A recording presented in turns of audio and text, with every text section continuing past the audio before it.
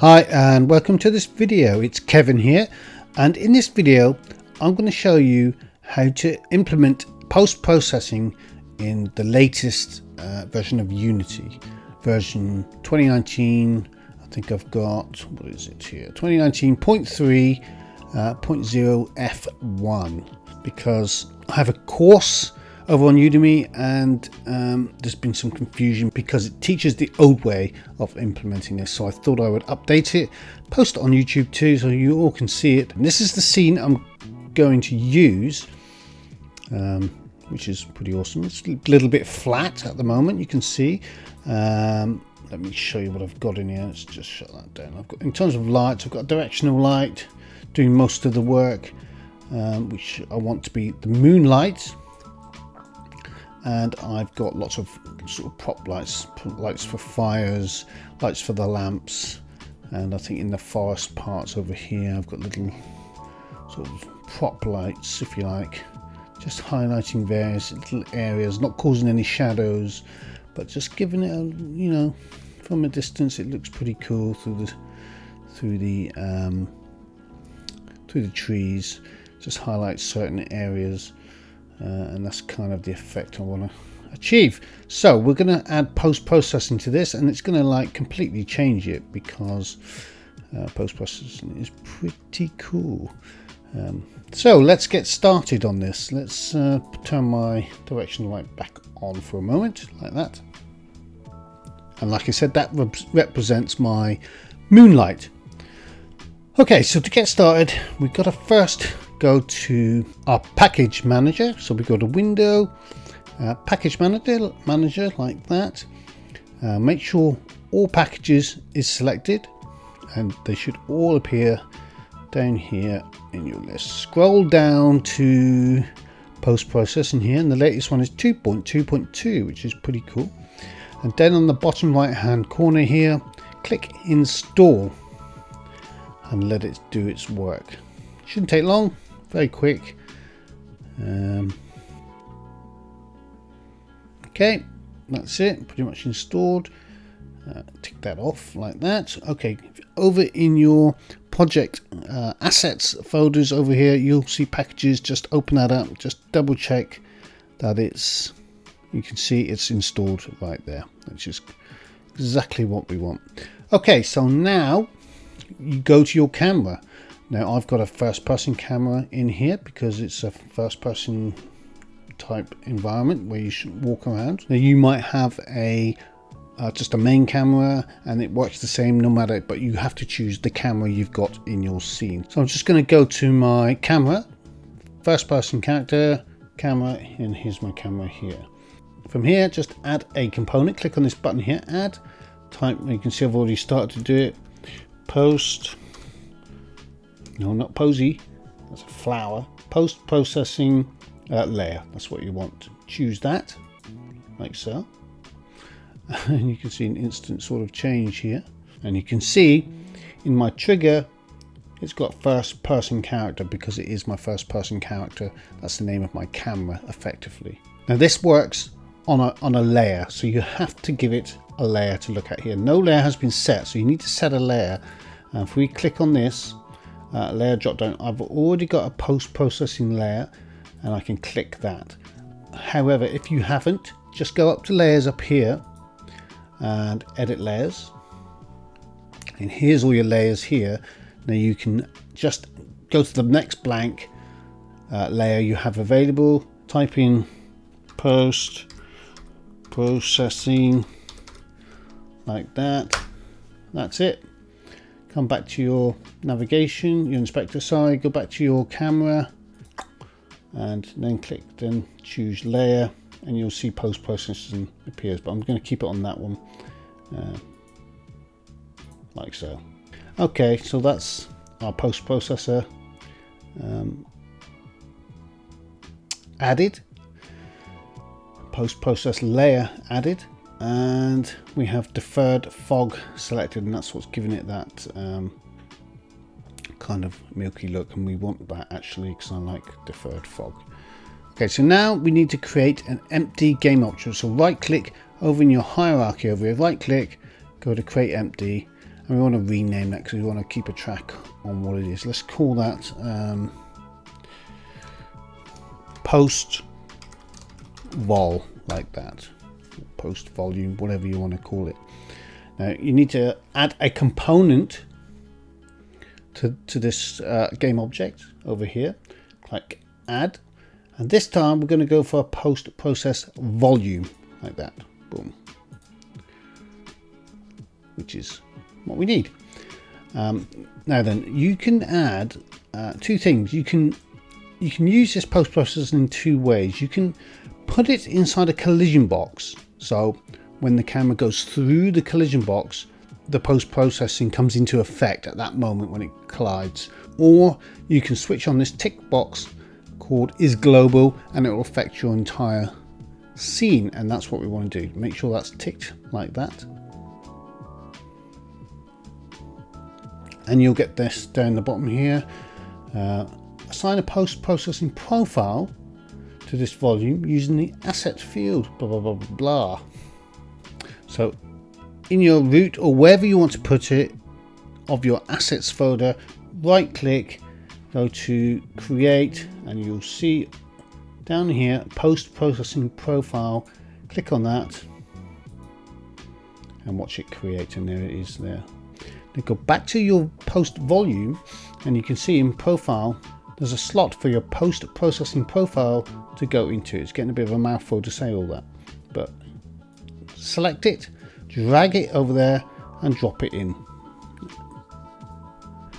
One thing I forgot to do, see, make sure your post volume object is selected, and over in layer you need to select this as well. You need to tell it it's post processing also, otherwise nothing is going to work. That's really important. If you don't do that, none of your processing, none of your post processing profiles will appear. Nothing that you change will appear in your camera view. And the reason why I've got two windows open here also is because the post processing works on your camera, so you need to be able to see this. Not so much your scene view, but your camera view is really important. New post processor, you can call that whatever you want. It doesn't have to be called that. So we can just post processing. You can just call it post profile or whatever. Doesn't mean it's not important. So post volume set up, camera set up. It's all looking good. Okay, from now on, to add an effect, you can just click this button on your post processing volume. Click this button, add effect, bink, and you can click on that and you can select. Let's just go for something really obvious, color grading. Let's have a look at some color grading. Here it is, and you can select any ones you like. Let's go for yeah, we'll have some high dynamic, high definition range. Don't want any tonal mapping. Oh yes, let's just try ACES. Yeah, that's, I usually put it on. It's kind of a neutral custom ACES. Yeah, I'll leave it on ACES because it's quite a good contrasting look. We're not going to change the temperature of it too much. We're not going to give it a tint at this stage. I'm going to use colors down here to do that. Post exposure. I'll leave it on because we can then adjust it once we're finished. Color filter, no, we're not going to use that. Might do a bit of hue. Yeah, we'll tick all these on. Right, nice contrast. It's pretty cool because you can really make the darks pop and the lights using a bit of contrast. Saturation, you can really saturate the colors or pull it back. And this is quite, you can access these values via a script, so you know you can, if you're going from sort of a cutscene to something you want a dramatic color shift, you can use these values, and that's pretty cool. I want this to be a little bit of saturation. I can shift the hue so you can have a really, I'm going to leave that off actually, I don't want to use that. Okay, so channel mixer, I want my blue up. I want to increase the blue a little. on my red, I can bring that down. So I want it much more of a nighttime feel, but I don't want to lose those warm colours in there. So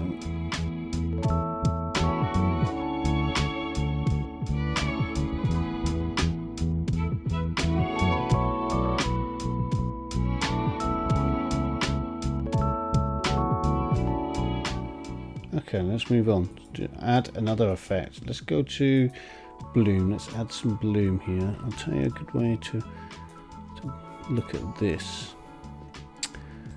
Let's go to my first person controller here. Let's move it into a position near a light so we can see some sort of light source.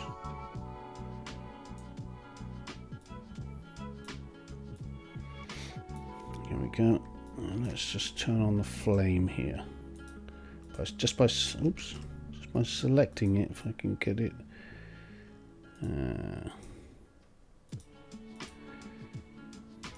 Yeah, let's leave that on. And now we can go back to our post-processing, like this. With that selected, we can look at our bloom intensity. There we go, we can see it sort of bloom out there. Don't think we want to really change the color of it at all.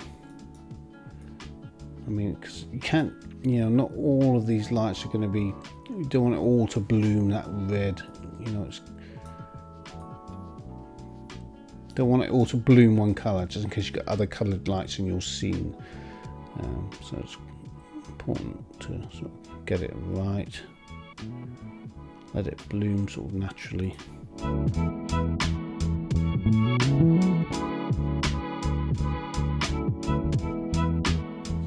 Go back to my post-processing. This kind of process is about sort of give and take, you know, backwards and forwards, give and take. Let's just have a look at that in the scene when I walk around.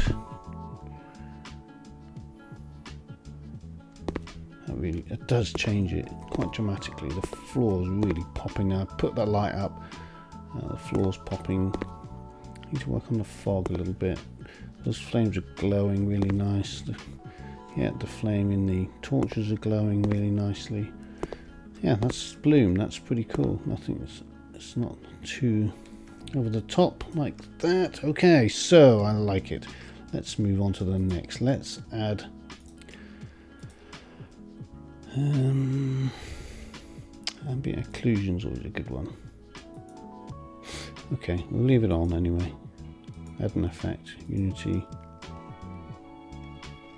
A vignette is always good. Gives it a sort of classic, sort of pulls the focus into the screen a little. Color, yeah. Center.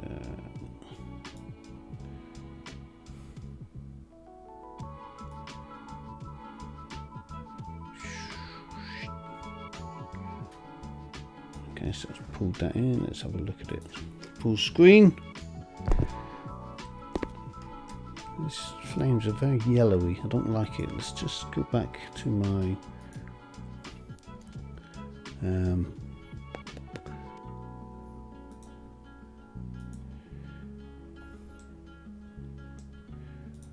just go back here. Change the fire particles. Right. Let's just go back and have a look at this because crank up the red a little bit. It was losing some there.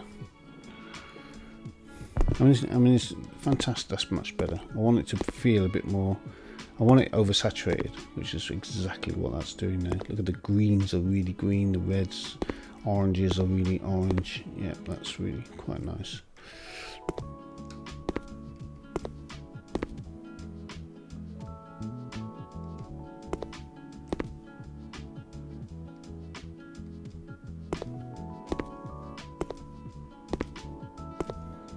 Okay, looking good. Okay, that's cool. Right, now let's go and add some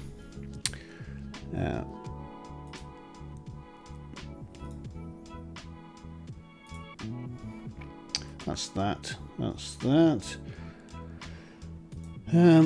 add some depth of field here. Okay, so this is the one that is pretty cool. Let's just tick all these boxes on. Focal distance, distance to the point of focus. Right, so we don't want it.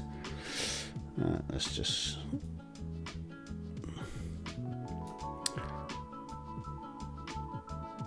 Okay, right. Now you can see the point of focus. The focal length is not very big. You can make that narrower. You can widen that up, which we do want to widen that up slightly. So focal distance, you can change that, but you can see how it's changing there. So the focal distance, you want it. I want it to be just blurry up by that spiky fence up there, and just pull it back slightly until that's got a bit of a soft. So the trees in the distance a little soft, like so. And that's very cool. I think it might be too much down here. We can increase the aperture slightly.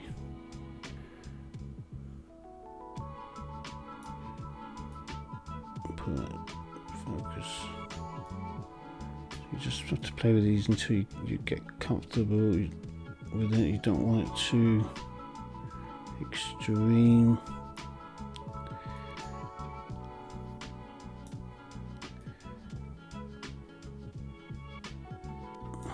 Let's have a look at that.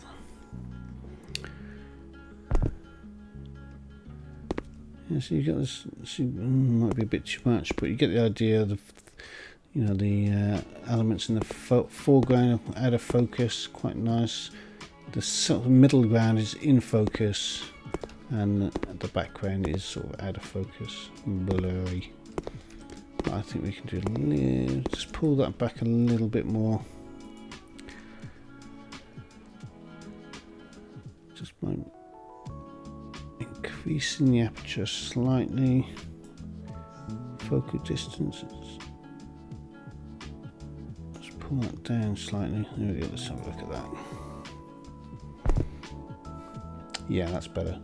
Now you see the foreground when you're looking ahead. It's just out of focus slightly. Yeah, that'll do. That's fine. You get the idea. And look how much the scene has come to life. Massive difference. And yeah, very cool.